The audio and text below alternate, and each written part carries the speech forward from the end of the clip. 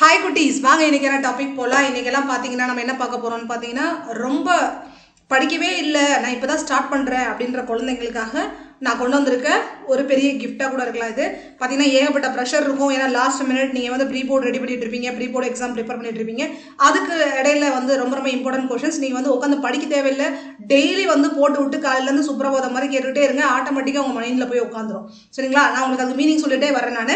Which of the following revolution is called first expression of nationalism? நேஷனலிசம்னு நம்ம எந்த ரெவல்யூஷனை சொல்றோம்?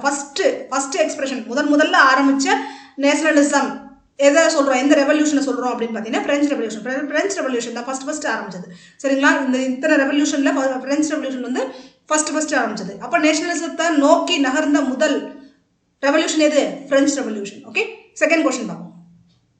What was the inland emigration act? First வந்து inland emigration ஆக்ட்னா என்ன? அது 1859ல பாஸ் பண்ணப்பட்டுச்சு அந்த ஆக்ட். சரிங்களா? அதுல வந்த பிரச்சனை என்னன்னு கேட்டிருக்காங்க. சரிங்களா? ட்ரபிள்சம் ஆஃப் பிளான்டேஷன் ஒர்க்கர்ஸ்க்கு அதுல என்ன பிரச்சனை வந்துச்சு? சரிங்களா? இந்த ஆக்ட் பாஸ் பண்ணனால பிளான்டேஷன் ஒர்க்கர்ஸ்க்கு என்ன பிரச்சனை வந்துச்சு? சரி, இன்லேண்ட் எமிகிரேஷன் ஆக்ட் இன் 1859ல பார்த்தீங்கன்னா யாருக்கு வந்து பிரச்சனை ஆச்சுன்னு பார்த்தீங்கன்னா பிளான்டேஷன் ஒர்க்கர்ஸ்க்கு என்ன பிரச்சனை ஆச்சுன்னு பார்த்தீங்கன்னா were not permitted to leave the tea gardens without permissions. அப்படின்னா பார்த்தீங்கன்னா அவங்களோட பெர்மிஷன் இல்லாமல் டீ கார்டனை விட்டு அவங்க வெளியேற முடியாது. சரிங்களா? டீ கார்டனை விட்டு அவங்களால வெளியே போகவே முடியாது. தேயிலை தோட்டம்னு சொல்லுவாங்கள்ல, அந்த தோட்டத்தை விட்டு அவங்களால வெளியே போக முடியாது. ஏன்னா இவங்க பர்மிஷன் கொடுத்தா அவங்க வெளியே போக முடியும். அப்படிங்கும் போது அந்த பிளான்டேஷன் ஒர்க்கர்ஸ்க்கு அது வந்து பிடிக்கல, அந்த ஆக்ட் பிடிக்கல, அந்த மாதிரி அவங்க இருக்கவும் விரும்பலை. அதுதான் அங்கே நடந்த பிரச்சனை. ஓகே, அடுத்து வந்து பார்த்தீங்கன்னா why was vernacular act press? பாருங்க, எல்லாமே ஆக்டை பற்றி வருது பாருங்க. எதுக்காக வெர்னாகுலர் ஆக்ட் பாஸ் பண்ணாங்க? எப்போ ஆக்ட் பாஸ் பண்ணப்பட்டுச்சுன்னு பார்த்தீங்கன்னா 1878ல. எதுக்காக வெர்னாகுலர் ஆக்ட் பாஸ் பண்ணப்பட்டுச்சுன்னு கேட்குறாங்க. இப்போ வெர்னாகுலர் ஆக்ட் எதுக்கு பாஸ் பண்ணப்பட்டுச்சுன்னு பார்த்தீங்கன்னா, இப்போ கவர்மெண்ட்டுக்கு இப்போ ஒரு வெர்னாகுலர்னா என்னன்னு பார்த்தீங்கன்னா, ஃபர்ஸ்ட் வெர்னாகுலர் பிரஸ் ஆக்ட். வெர்னாகுலர்னா என்ன? நம்ம சொந்த லாங்குவேஜ், நம்ம என்ன மதர் டங் பேசுகிறோமோ அந்த மதர் டங்ல பிரஸ் இருந்துச்சுன்னா அதான் வெர்னாகுலர் பிரஸ். இப்போ வந்து பார்த்தீங்கன்னா நம்ம தமிழில் பேசுகிறோம், இப்போ தமிழில் ப்ரெஸ் இருந்துச்சுன்னா இது நம்மளோட வெர்னாகுலர் ப்ரெஸ். இப்போ ஆந்திராக்காரவங்க இருக்காங்க, அவங்க தெலுங்குல பேசுகிறாங்க, இப்போ தெலுங்குக்காரவங்களுக்கு அது வெர்னாகுலர் ப்ரெஸ். கேரளாக்காரவங்க இருக்காங்க, மலையாளம் பேசுகிறாங்க, மலையாளம் ப்ரெஸ் இருந்துச்சுன்னா அது அவங்களுக்கு வெர்னாகுலர் ப்ரெஸ். அப்படின்னா அர்த்தம் வெர்னாகுலர்னா நம்மளோட ஓன் லாங்குவேஜில் ஒரு ப்ரெஸ் இருந்துச்சுன்னா வெர்னாகுலர் ப்ரெஸ். சரி, வெர்னாகுலர் ப்ரெஸ் ஆக்ட்னா என்ன அப்படின்னு பார்த்தீங்கன்னா, இப்போ வந்து கவர்மெண்ட் வந்து நிறைய பவர்ஸ் வந்து கவர்மெண்ட்டுக்கு இருக்கும். சரிங்களா?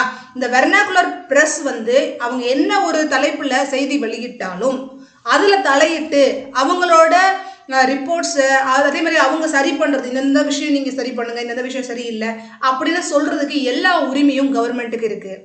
இதுதான் vernacular press act. It provides the government with extensive right. சரிங்களா? நிறைய ரைட்ஸ் அது கொடுக்குது. To sensor reports. எதுக்காக? சென்சார் ரிப்போர்ட்ஸ்க்கும் எடிட்டோரியல்ஸ்க்கும், அங்க சரி பண்றதுக்கும் சென்சார் ரிப்போர்ட்டுக்கும் யார் கொடுக்கறது எக்ஸ்டென்ஷன் பவர்? கவர்மெண்ட். எதுக்காக? அந்த வெர்னாகுலர் பிரஸ் ஆக்டை ஓவர் கம் பண்றதுக்கு, நம்ம கைக்குள்ள கொண்டு வர்றதுக்கு. ஏன்னா இவங்க கவர்மெண்ட்டை மீறி அவங்க எதுவும் போடக்கூடாது. சரிங்களா? இந்த வெர்னாகுலர் ஆக்ட் கொண்டு வந்ததுக்கு காரணம் கவர்மெண்ட் கைக்குள்ள இந்த இது இருக்கணும். ஏன்னா எப்பயுமே வெர்னாகுலர் பிரஸ் வந்து நிறைய பெரிய நேஷனலிசத்தை வந்து மக்கள் மனசுல விதைக்கிறதுக்கு ரொம்ப ரொம்ப பெரிய சான்சஸ் இருக்கு. ஏன்னா நம்ம லாங்குவேஜ்ல நம்ம படிக்கும் போது நிறைய விஷயங்கள் நம்மளுக்கு புரிய வரும். அதனால இதோட இம்பாக்ட் வந்து பயங்கரமா இருக்கும். அதனாலதான் கவர்மெண்ட் என்ன பண்ணுச்சு, வெர்னாகுலர் பிரஸஸ் எல்லாம் தன்னோட கண்ட்ரோலுக்குள்ள கொண்டு வந்துச்சு. அவ்வளவுதான், முடிஞ்சிருச்சு. அடுத்து வந்து why was குலாம்கிரி புக். அந்த குலாம்கிரி புக் எழுதினவங்க வந்து பார்த்தீங்கன்னா ஜோதிபா ஃபுலேங்கிறவங்க. எப்போ எழுதினாங்கன்னு பார்த்தீங்கன்னா 1871ல எழுதினாங்க. ஜோதிபா ஃபுலே எதுக்காக அந்த புக்கை எழுதினாங்கன்னு கேட்டிருக்காங்க. இப்போ ஜோதிபா ஃபுலே எதுக்காக அந்த புக்கை எழுதினாங்கன்னு பார்த்தீங்கன்னா, முன்னாடி காலத்தில் பார்த்தீங்கன்னா கேஸ்ட் பற்றி பெரிய பிரச்சனை இருந்தது. சரிங்களா? ஜாதிகள் வச்சு பெரிய தீண்டாமை அப்படின்ற இடமே அந்த இடத்துல ஜாதியில் உருவானது தான். பார்த்தீங்கன்னா மேல் ஜாதிக்காரவங்க கீழ் ஜாதிக்காரவங்க வீட்டுக்கு போக மாட்டாங்க, அவங்க வீட்டில் சாப்பிட மாட்டாங்க. அதே மாதிரி கீழ் ஜாதிக்காரவங்க மேல் ஜாதிக்காரவங்க வீட்டுக்குள்ள போக முடியாது. அவங்க வந்து பார்த்தீங்கன்னா அந்த தேங்காவோட சிரட்டை இருக்குது தெரியுங்களா, தேங்காவோட சிரட்டைன்னு சொல்லுவாங்க, அம்மாட்ட என்னன்னு கேளுங்க. தேங்காவோட சிரட்டையில தான் தண்ணி கொடுப்பாங்க, அவங்களுக்கு சாப்பாடு அதில் தான் போடுவாங்க. இந்த மாதிரி ஒரு சூழ்நிலையில ரொம்ப கஷ்டத்துல இருந்தாங்க மக்கள். சரிங்களா? இவங்க என்ன பண்ணியிருக்காங்கன்னா, இந்த கேஸ்ட் சிஸ்டத்தோட இன்ஜஸ்டிஸ், ஜஸ்டிஸ்னா நியாயமற்ற தன்மையை எடுத்து சொல்லணும் மக்களுக்கு அப்படின்னு சொல்லி எழுதப்பட்டது தான் இந்த பார்த்தீங்கன்னா குலாம்கிரின்ற புக்கு. குலாம்கிரின்ற புக்கு எதுக்காக எழுதப்பட்டுச்சு? அந்த கேஸ்ட் சிஸ்டத்தோட இன்ஜஸ்டிஸை விளக்குறதுக்காக, இன்ஜஸ்டிஸை மக்களுக்கு புரிய வைக்கிறதுக்காக எழுதப்பட்டது. சரிங்களா? அடுத்து வந்து பார்த்தீங்கன்னா வெட்டோ. வீட்டோன்னா என்னன்னு பார்ப்போம். இதை வந்து வெட்டோம்பாங்க, வீட்டோம்பாங்க. சரி, என்னமோ நம்ம விட்டோ அப்படின்னு சொல்லுவோம் நம்ம. சரிங்களா? டிஃபைன் த டேர்ம் ஆஃப் விட்டோ. விட்டோன்னா என்னன்னு சொல்லி கேட்குறாங்க. பார்த்தீங்கன்னா இது வந்து ஒரு பவருங்க, கான்ஸ்டிடியூஷனல் பவர், ரைட்டுன்னு கூட சொல்லலாம். இது வந்து ஒரு பவர். எதுக்காகன்னு பார்த்தீங்கன்னா ரிஜெக்டட்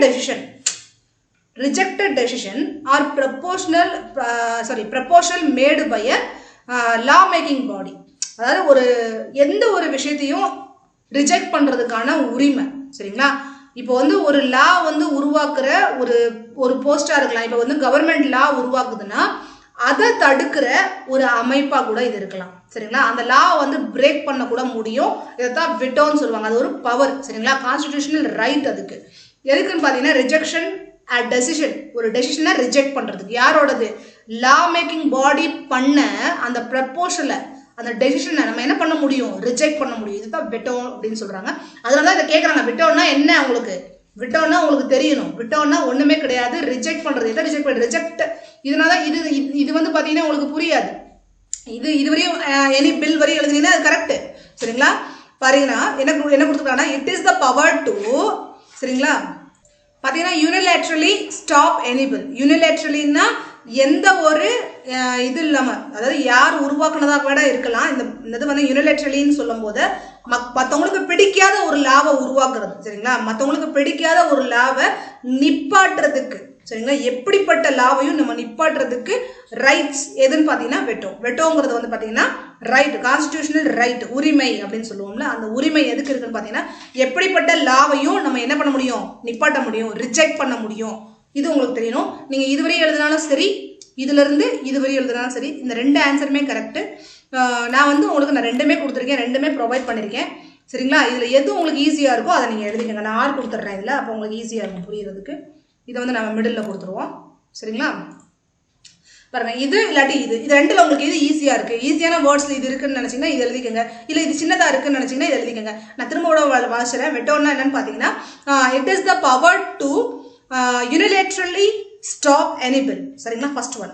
செகண்ட், இல்லாட்டி a constitutional right to reject a decision or a proposal made by law making body. சரிங்களா? அடுத்து வந்து பார்ப்போம். Define the term of carding. கார்டிங்னா என்ன அப்படின்னு ஒரு கேள்வி கேட்குறாங்க. கார்டிங்னா என்னன்னா it is the process in which fibres such as cotton or wool are prepared. சரிங்களா? ப்ராயர்னா முன்னாடின்னு அர்த்தம். ஸ்பின்னிங்க்கு முன்னாடி ஒரு ப்ரிப்பரேஷன் இருக்கும். சரிங்களா? அதைத்தான் நம்ம கார்டிங்னு சொல்கிறோம். கார்டிங்னா என்னது? ஃபைபர்ஸ். சரிங்களா? ஃபைபர்ஸ்னா என்னன்னு பார்த்தீங்கன்னா காட்டன் இல்லை உள். அதை ஸ்பின்னிங் பண்ணுறதுக்கு முன்னாடி ஒரு ப்ராசஸ் இருக்கும், ஒரு ஸ்டெப் இருக்கும். அதைத்தான் நம்ம கார்டிங்னு நம்ம சொல்கிறோம். It is the process in which fibres such as cotton or wool or prepared prior to spin. அப்படின்னா என்ன அர்த்தம்? அதுக்கு முன்னாடி இருக்கிற ஒரு ஸ்டெப்பு, ஸ்பின்னிங்க்கு முன்னாடி இருக்கிற ஒரு ஸ்டெப்பை நம்ம கார்டிங்னு சொல்கிறோம். சரிங்களா? அடுத்து வந்து பார்ப்போம் வாங்க.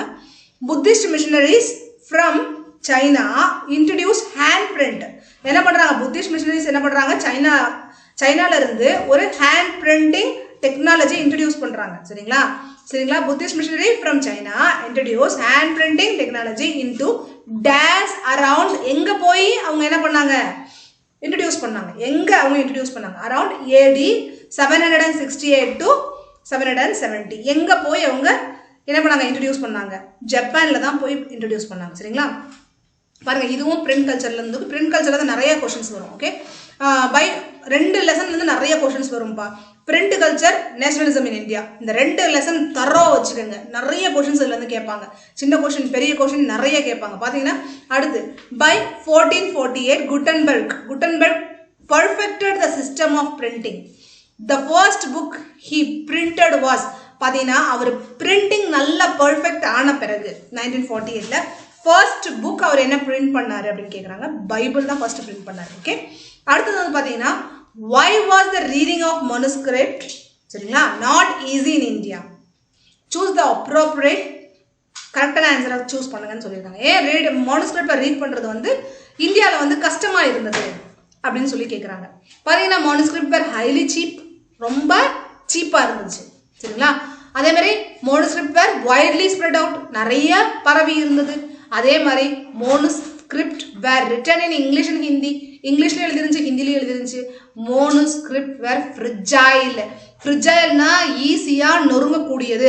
அந்த காலத்துல பாத்தீங்கன்னா ஓலைச்சுவடின்னு சொல்லுவாங்க பாத்தீங்களா, அந்த ஓலைகள்லாம் ஏதோ ஒரு இலையில எழுதிருப்பாங்க. அந்த இலை என்ன ஆயிடும்னு பாத்தீங்கன்னா ஒரு குறிப்பிட்ட நாளுக்கு அப்புறம் அப்படியே நொறுங்கிடும்.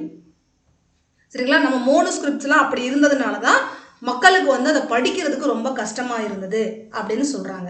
அப்ப இந்தியாவில இருந்த மோனோஸ்கிரிப்ட் பழமையான எத்தனையோ ஓலைச்சுவடிகள் என்ன ஆயிடுச்சு, இதே மாதிரி நொறுங்குற மாதிரி இருந்ததுனால மக்கள்னால படிக்க முடியல. ரொம்ப ரொம்ப இம்பார்ட்டன்ட் கொஸ்டின்ஸ், கண்டிப்பா இதை பத்தி நீங்க தெரிஞ்சுக்கணும். இதுல நிறைய மார்க்ஸ் ஸ்கோர் பண்ண முடியும். பாத்தீங்கன்னா ஹூ வேர் கால்ட் சாப்மேன், சாப்மேன்னா யாருன்னு கேக்குறாங்க. யாருன்னு கேட்டாங்க, புக் செல்லரா, இல்ல ஒரு பேப்பர் செல்லரா, இல்ல ஒர்க்கர்ஸ் ஆஃப் பிரிண்டிங் பிரஸ்ஸா, இல்ல செல்லர் ஆஃப் பெனி சாப் புக்கா? கண்டிப்பா செல்லர் ஆஃப் பெனி சாப் புக். என்னோட பிரிண்ட் ரெவல்யூஷன் பார்த்துருந்தீங்கன்னா உங்களுக்கு தெரிஞ்சிருக்கும். இதை நான் உங்களுக்கு ஒரு படம் போட்டே நான் காமிச்சிருந்தேன் நான். ஓகே, சரி வாங்க அடுத்து பார்ப்போம். 10th கொஸ்டின் பார்ப்போம். டைப்ஸ் ஆஃப் ரிசோர்சஸ், எக்ஸாம்பிள் என்னன்னு கேட்குறாங்க. டைப்ஸ் ஆஃப் ரிசோர்சஸ் வந்து பார்த்தீங்கன்னா பயோட்டிக் அண்ட் அபயோட்டிக். சரிங்களா, அதுல சொல்லணும். அதே மாதிரி ரினியூவபிள் அண்ட் நான் ரினியூவபிள் நீங்க ஆன்சர் பண்ணணும். சரிங்களா, ஃபர்ஸ்ட் ஏக்கு பாத்தீங்கன்னா on the basis of origin, எதை நோக்கி டைப்ஸ் ஆஃப் ரிசோர்சஸ்ன்னு சொல்லிட்டாலே எந்த இடத்துல இருந்து கிடைக்குது அப்படின்னு சொல்லி அர்த்தம். சரிங்களா, பயோட்டிக் அபயோட்டிக் வந்து ஆன் த பேசிஸ் ஆஃப் ஆரிஜின்ல கிடைக்குது. அதே மாதிரி பாத்தீங்கன்னா ரினியூவபிள் நான் ரினியூவபிள் அப்படின்னு சொன்னோம்னா ஆன் த பேசிஸ் ஆஃப் எக்ஸாஸ்டபிலிட்டி. எக்ஸாஸ்டபிலிட்டினா அழிவற்றது. சரிங்களா, அழிவற்றது, அது மூலமா கிடைக்குது அப்படின்னு சொல்றாங்க. சரிங்களா, டைப்ஸ் ஆஃப் ரிசோர்சஸ் நம்ம பார்த்துட்டோம். ஆன் த ஆரிஜின், எந்த பயோட்டிக் அபயோட்டிக் எதை சேர்ந்தது, பேசிஸ் ஆஃப் ஆரிஜினை சேர்ந்தது. ரினியூவபிள் நான் ரினியூவபிள் எதை சேர்ந்தது, பேசிஸ் ஆஃப் எக்ஸாஸ்டபிலிட்டியை சேர்ந்தது. ஓகே, அடுத்தது பார்க்க போறது வந்து which is the world artificial seaport in India. இந்தியாவில் இருக்கிற world artificial seaport எது?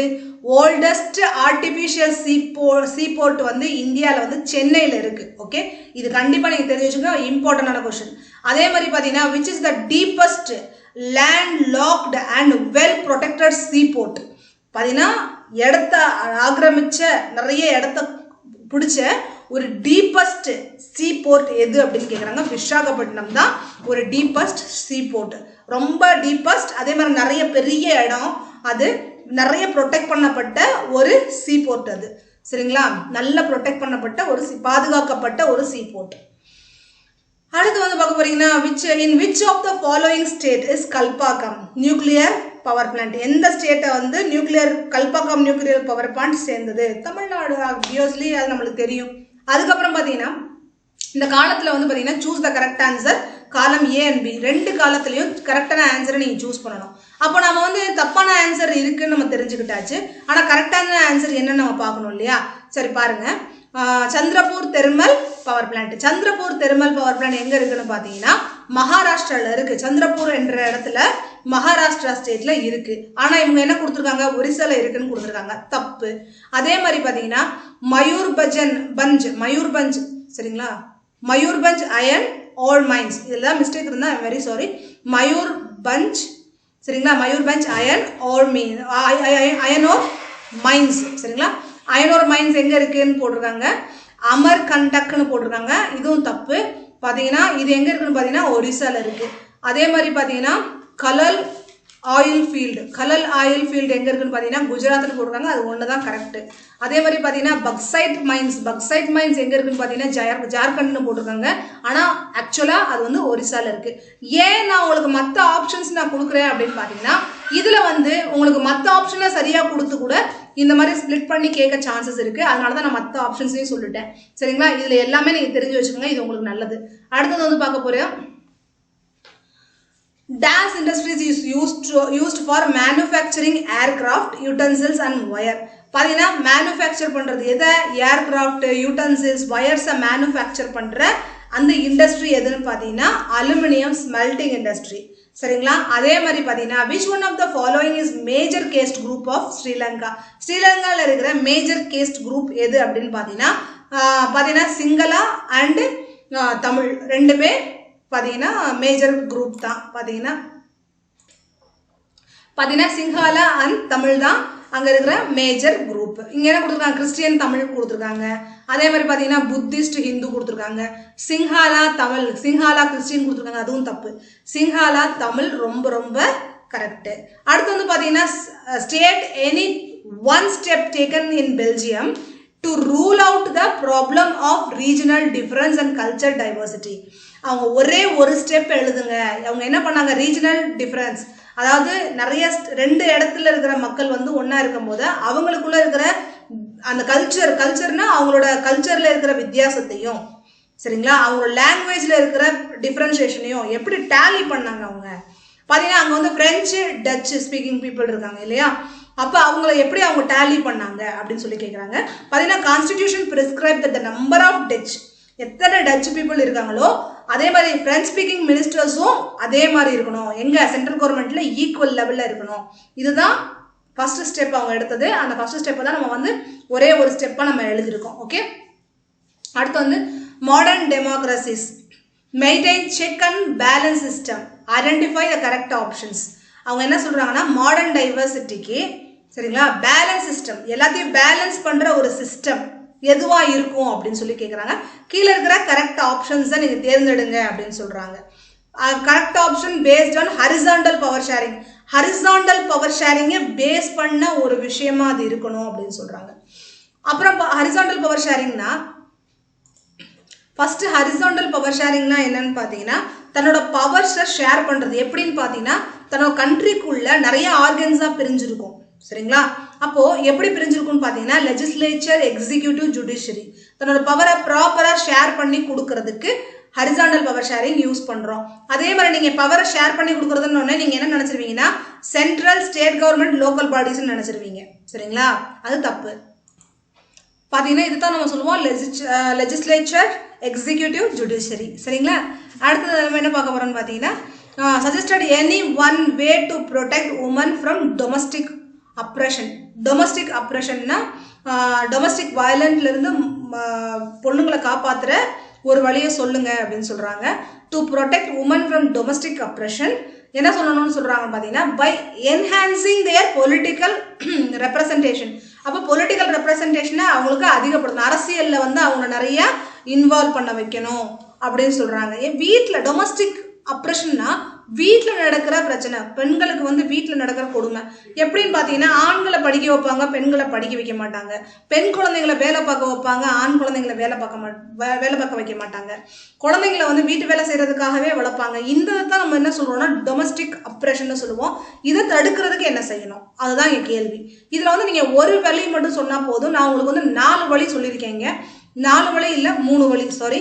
அது நீங்கள் எனி ரெலவென்ட் பாயிண்ட் நீங்கள் எழுதிக்கங்க, சரிங்களா. இதில் ஏதாவது 2 எழுதுங்க. ஓகே, ஒன்று அவங்கள வந்து பொலிட்டிக்கலில் இன்வால்வ் பண்ணுறது, சரிங்களா. இன்னொன்று வந்து அவங்க நல்ல எஜுகேஷன் கொடுக்குறது, by empowering them through education. அதே மாதிரி த்ரூ லீகல் ரைட்ஸ், அவங்களுக்கு வந்து அவங்களுக்கான உரிமையை வந்து கொடுக்கறது. இதில் ஏதாச்சும் ஒன்று எழுதிக்கங்க. அதே மாதிரி பார்த்தீங்கன்னா நம்ம என்ன பார்க்க போகிறோம்னு பார்த்தீங்கன்னா 19th கொஸ்டின் பார்க்க போகிறோம். பார்த்தீங்கன்னா suggested any one way to create communal harmony among various communities of India. இப்போ என்ன செய்ய போகிறோம்னு பார்த்தீங்கன்னா கம்யூனல் ஹார்மனி அப்படின்னு பார்த்தீங்கன்னா ஒற்றுமை. எதில்? வேற்றுமையில் ஒற்றுமை. அப்படின்னா என்ன? வேற்றுமையில் ஒற்றுமை. வேற்றுமைனா என்னன்னு பார்த்தீங்கன்னா இப்போ வந்து பார்த்தீங்கன்னா நம்ம ஆண் பெண் வேதத்தால் வேறுபட்டு இருக்கலாம்.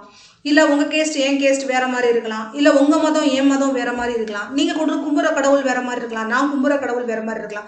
நான் வேறு மாதிரி என்னோட கல்ச்சர்ஸை ஃபாலோ பண்ணலாம். நான் என்னோட செலிப்ரேஷன்ஸை வேறு மாதிரி கொண்டு போகலாம். நீங்கள் உங்கள் செலிப்ரேஷன்ஸை வேறு மாதிரி கொண்டு போகலாம். ஆனால் இவ்வளவு இருந்தும் கூட நம்ம ஒத்துமையாக இருக்கணும். அதுக்கு நம்ம என்ன பண்ணணும்னு கேட்குறாங்க. அதுக்கு என்ன பண்ணணும்னா இந்த ஒத்துமையை கிரியேட் பண்ணணும்னா நம்ம என்ன பண்ணணும்னா enhance the feeling of national integration among the people. மக்கள் மனசுல அந்த நேஷனலிசம் அதாவது விதைக்கணும் அப்படிங்கிறாங்க. நம்மளோட நாடு என் மக்கள் அந்த எண்ணத்தை விதைக்கணும் அப்படின்னு சொல்றாங்க. என்னோட நாட்டு மக்கள், என்னோட நாட்டு மொழி, என்னோட நாடு இந்தியா அப்படின்ற எண்ணத்தை வந்து விதைக்கணும் அப்படின்னு சொல்றாங்க. கம்யூனல் ப்ரிஜுடைஸ் அப்படிங்கிறது என்னன்னு பார்த்தீங்கன்னா நம்ம மக்கள் வந்து எப்படி இருக்காங்கன்னு பார்த்தீங்கன்னா பாரபட்சம் இல்லாமல், அதாவது புரோபகண்டா அப்படின்னு சொல்லும் போது ஒரு குறிப்பிட்ட பிரிவு மக்களுக்கு மட்டும் சப்போர்ட் பண்ற மாதிரி அவங்கள பத்தி பிரச்சாரம் பண்றதோ, இவங்க மட்டும் நல்ல டைப், இவங்களோட சேருங்க, இவங்களுக்கு வந்து ஓட்டு போடுங்க, இவங்க நம்ம ஆளு அப்படின்னு சொல்லி அவங்களுக்கு மட்டும் பிரச்சாரம் பண்ணதை நம்ம ஒழிச்சுட்டா, எரிடிகேட்டட் பண்ணிட்டா நம்ம டெய்லி லைஃப்ல இருந்து. இந்த கம்யூனல் ஹார்மனி வந்து நம்ம லைஃப்ல வந்து வந்துடும் அப்படின்ற மாதிரி இந்த கொஸ்டின் உங்களுக்கு கொடுத்துருக்காங்க. ரொம்ப ரொம்ப அழகான கொஸ்டின். இது வந்து லாஸ்ட் டைம் இப்போதான் புதுசாக கேட்ட மாதிரி இருக்கு, ஆனால் ரொம்ப அழகான கொஸ்டினாக இருக்கு.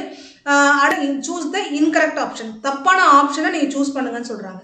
சரி, வேர்ட்ஸ் அவங்களுக்கு என்ன கொடுத்துருவாங்க? More days of work and better wages. More days of work and better wages, நிறைய வேலை, அதே மாதிரி சம்பளம், ஓரளவுக்கு சம்பளம், அதான் ஆப்ஷன் கேட்டிருக்காங்க. சரிங்களா? அதுக்கப்புறம் என்ன பார்த்தீங்கன்னா, prosperous farmers from Punjab, availability of their sources of irrigation. அங்கே வந்து பார்த்தீங்கன்னா பஞ்சாபில் நிறைய இரிகேஷன் இருக்கும்ப்பா, நிறைய வளர்ப்பாங்க அங்கே. அதே மாதிரி farmers who depends only on rain for growing crops, மழையை மட்டுமே நம்பி இருப்பாங்க. assure a higher support prices for their crops, மழை காலத்தில் மேக்ஸிமம் மழையை மட்டுமே இருந்திருப்பாங்க. அதனால் என்ன இதை பார்த்தீங்கன்னா நிறைய சப்போர்ட், அவங்களோட ப்ரைஸஸ்க்கு வந்து கிராப்ஸ்க்கு வந்து நிறைய நல்ல ப்ரைஸ் வரணும்னு அவங்க எதிர்பார்ப்பாங்க.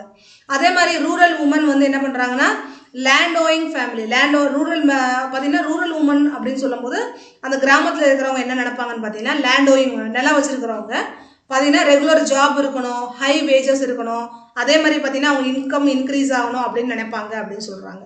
இது எல்லாமே தப்பு தான். இது பார்த்தீங்கன்னா இந்த மாதிரிலாம் வரவே வராது. பார்த்தீங்கன்னா இது வேணால் கரெக்டு. ஃபார்மர்ஸ் என்ன பண்ணுறாங்க, மழையை நம்பி இருப்பாங்க, அதே மாதிரி அவங்களுக்கு வந்து விலை வந்து ஜாஸ்தி கொடுக்கணும்னு எதிர்பார்ப்பாங்க. அதே மாதிரி ப்ராஸ்பரஸ் ஃபார்மர் இன் பஞ்சாபில் வந்து பார்த்தீங்கன்னா கண்டிப்பாக இரிகேஷன் வந்து நிறையா இருக்கும். அதே மாதிரி லேண்ட்லெஸ் ரூரல் லேபர்ஸ் என்ன நினைப்பாங்க, நிறைய வேலைகள் இருக்கணும், ஓரளவுக்கு நல்ல சம்பளம் இருக்கணும். இதெல்லாம் கரெக்டு, ஆனால் இது தப்பு. ஓகே, நம்ம இப்போ வந்து 20 கொஷின்ஸ் பார்த்தோம். ஆனால் இப்போ ஒரே ஒரு கொஷின், ரொம்ப ரொம்ப இம்பார்ட்டன்ட் கொஷின் மட்டும் பார்த்துருவோம். ஜிடிபி கண்டிப்பாக கண்ணை மூடிட்டு கேட்டால் கூட ஜிடிபி ஞாபகம் வச்சுக்கோங்க. ஜிடிபி ரொம்ப ரொம்ப முக்கியமான கொஷின். பார்த்தீங்கன்னா gross product, gross domestic product. Okay, gross domestic product இது வந்து பார்த்தீங்கன்னா இதோட full form gross domestic product. Okay, the value of final goods, the value of final goods and services produced in each sector. பாருங்க, the value of final goods, கடைசியில் நம்ம எந்த goods போய் சேருதோ மக்களை, அதை தான் சொல்லுவாங்க the value of final goods and services produced in each sector during a particular year. ஒரு வருஷத்துக்கு எவ்வளோ ப்ராடக்ட் அவங்க உருவாக்குனாங்க, அந்த total production of the sector for that year, அந்த இயரில் அவங்க ஒரு வருஷத்தில் எவ்வளோ ப்ராடக்ட் உருவாக்குனாங்க, அதுதான் ஜிடிபிக்கு மீனிங். எப்படி கேட்டாலும் டிஃபைன் ஜிடிபி கேட்டாலும் எழுதணும், ஹவு இஸ் ஜிடிபி கால்குலேட்டர் கொடுத்தாலும் எழுதணும், எது கேட்டாலும் இந்த ஆன்சரை தரவு பண்ணி வச்சுக்கோங்க. இந்த ஆன்சர் ரொம்ப ரொம்ப ரொம்ப ரொம்ப ரொம்ப ரொம்ப இம்பார்ட்டன்ட். ஓகே, 21 கொஷின்ஸ் டெய்லி ப்ராக்டிஸில் 21 கொஷின்ஸ் நான் உனக்கு கொடுத்துருக்கேன்ப்பா. அடுத்து நான் இன்னும் நிறைய கொஷின்ஸ் தரேன். இது வந்து பிடிஎஃபாக உங்களுக்கு வந்து வேணும்னா எனக்கு வந்து நீங்கள் வந்து கீழே பிடிஎஃபாக வரதுக்கு முன்னாடியே இது வந்து பிளாகில் போயிடும். பிளாகில் வந்து உங்களுக்கு நான் நாளைக்கு காலையில் அப்லோட் பண்ணிடுவேன். சரிங்களா? இது ரொம்ப லேட் ஆயிடுச்சு. ஓகே, நாளைக்கு காலையில் அப்லோட் பண்ணிடுவேன். டெய்லி 20 கொஷின்ஸ் கம்பல்சரி உங்களுக்கு வரும். இதில் இன்னும் எக்ஸ்ட்ரா கொஷின்ஸ் நீங்கள் பார்க்கணுன்னா நீங்கள் பிளாகரில் போய் பாருங்கள். ஓகே, இதில் நான் மேக்ஸிமம் நிறைய கொஷின்ஸ் ஆட் பண்ணியிருக்கேன். நான் ஆக்சுவலாக இதில் எத்தனை கொஷின்ஸ் இருக்குன்னு பார்த்தீங்கன்னா, ஆக்சுவலாக நான் இதில் 31 கொஷின்ஸ் ஆட் பண்ணியிருக்கேன். இன்னும் இதில் ஆட் பண்ணுவேன். பார்த்தீங்கன்னா இதில் இம்பார்ட்டன்ட் கொஷின்ஸ் டெய்லி உங்களுக்கு 20 கொஷின்ஸ் வந்து சேரும். டெய்லி 20 கொஷின்ஸ் தான் டெய்லி நீங்கள் வந்து என்ன பண்ணுறீங்க, வீட்டில் ஓட்டிக்கிட்டே இருங்க. ஆட்டோமேட்டிக்காக உங்களுக்கு வந்து ஈஸியாக தரவாயிடும். அவ்வளோதான், ஸ்டடியை வந்து ரொம்ப ஈஸியாக ஆகிட்டோம். இதில் வந்து ரொம்ப ரொம்ப இம்பார்ட்டன்ட் பார்த்தீங்கன்னா இந்த பப்ளிக் செக்டருக்கும் ப்ரைவேட் செக்டருக்கும் உள்ள வித்தியாசம் என்னன்னு இந்த மாதிரி கொஷின்ஸ்லாம் ரொம்ப ரொம்ப இம்பார்ட்டன்ட்ப்பா. அதே மாதிரி ஃபெட்ரல் சிஸ்டம், ஃபெட்ரல் பக்கா கேட்குறாங்கப்பா. எல்லா வருஷத்துலேயும் ஃபெட்ரலிசம் இல்லாத ஒரு கேள்வியே கிடையாது. பார்த்தீங்கன்னா ஒவ்வொரு வருஷமும் ஃபெட்ரலிசம் கண்டிப்பாக கேட்குறாங்க. அது நீங்கள் தரவு பண்ணி வச்சுக்கோங்க. கண்டிப்பாக அது இல்லாத கொஷினே கிடையாது. அதே மாதிரி பாருங்கள், நான் கோஆப்ரேஷன் மூமெண்ட் லாஸ்ட் டைம் நான் பசங்களுக்கு நான் சொல்லி தான் அமைச்சிருந்தேன். பசங்களை நீங்கள் வந்து நான் கோஆப்ரேஷன் மூமெண்ட் கண்டிப்பாக தெரிஞ்சு வச்சுக்கணும். அதே மாதிரி நான் கோஆப்ரேஷன் மூமெண்ட் பாருங்கள். அதே மாதிரி இது மாதிரி பைகாட் மூமெண்ட்டு, அதே மாதிரி பார்த்தீங்கன்னா ஃபாரின் டெக்ஸ்டைல் ட்ரேடு, இந்த மாதிரி விஷயம்லாம் கண்டிப்பாக கேட்பாங்க. அதுக்கப்புறம் ஃபெட்ரல் கவர்மெண்ட், அப்பா ஃபியூச்சர்ஸ் ஆஃப் ஃபெட்ரல் கவர்மெண்ட் உங்களுக்கு கம்பல்சரி தெரிஞ்சுன்னு வச்சுக்கோங்களேன். 3 மார்க் இல்லாட்டி 5 மார்க் கன்ஃபார்ம். பெரிய கொஸ்டினில் கேட்டால் தெய்வமே கையெடுத்து கும்பிட்டு 5 மார்க் எழுதிக்கோங்க. இதே சின்ன கொஸ்டின் கேட்டால் 3 மார்க்கு கம்பல்சரி இது நாளைக்கு நம்ம பார்த்துருவோம், ஃபுல்லாக ரிவிஷன் பண்ணிடுவோம். டெய்லி 20 கொஷின்ஸ் உங்களுக்கு ரிவிஷன். நம்ம சேனலில் மட்டும்தான் நம்ம ரிவிஷன் பண்ணிகிட்டு இருக்கோம், அதுவும் தமிழில். ஓகே, நான் அடுத்த தடவை உங்களை சந்திக்கிறேன். Bye bye, be happy.